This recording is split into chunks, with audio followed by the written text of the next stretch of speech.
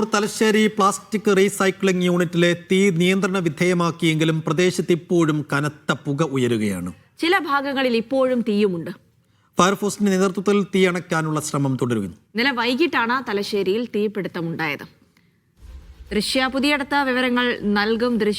പൂർണ്ണമായും തീ അണയ്ക്കാൻ സാധിച്ചിട്ടില്ല എന്നാണ് മനസ്സിലാക്കുന്നത്. ഇപ്പോഴും ഫയർഫോഴ്സ് സംഘങ്ങളൊക്കെ അവിടെ ക്യാമ്പ് ചെയ്യുന്നുണ്ട് എന്ന് മനസ്സിലാക്കുന്നുണ്ട്. എന്താണ് ലഭിക്കുന്ന വിവരങ്ങൾ?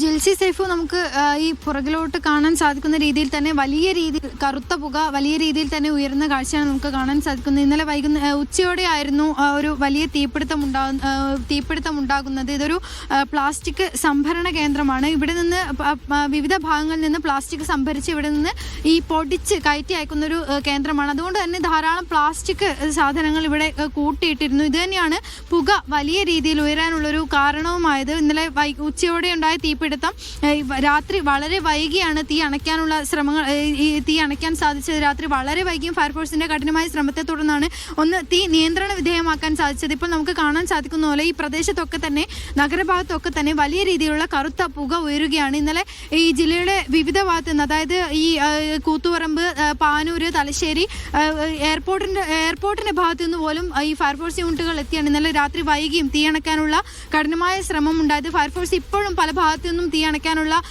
കാര്യങ്ങളൊക്കെ വെള്ളം അടിച്ചുകൊണ്ടുള്ള കാര്യങ്ങളൊക്കെ ചെയ്തുകൊണ്ടിരിക്കുകയാണ്. ഇന്നലെ ഈ നമ്മൾ ഈ കാണുന്ന ഭാഗത്തൊക്കെ തന്നെ വലിയ രീതിയിൽ തീ ഉണ്ടായിരുന്നു.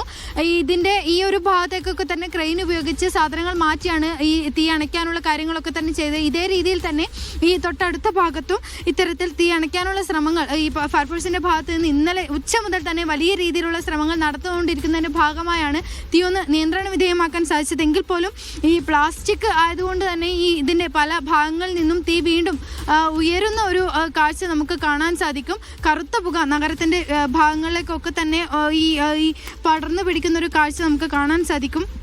എന്തായാലും പ്ലാസ്റ്റിക് സംഭരിക്കുന്ന കേന്ദ്രമായതുകൊണ്ട് തന്നെയാണ് തീ ഇത്തരത്തിൽ വലിയ രീതിയിൽ തീ പടർന്നു പിടിക്കാനുള്ളൊരു കാരണമായത്. സാർ, ഇതിപ്പോ എത്ര യൂണിറ്റ് ഉണ്ട് ഇവിടെ?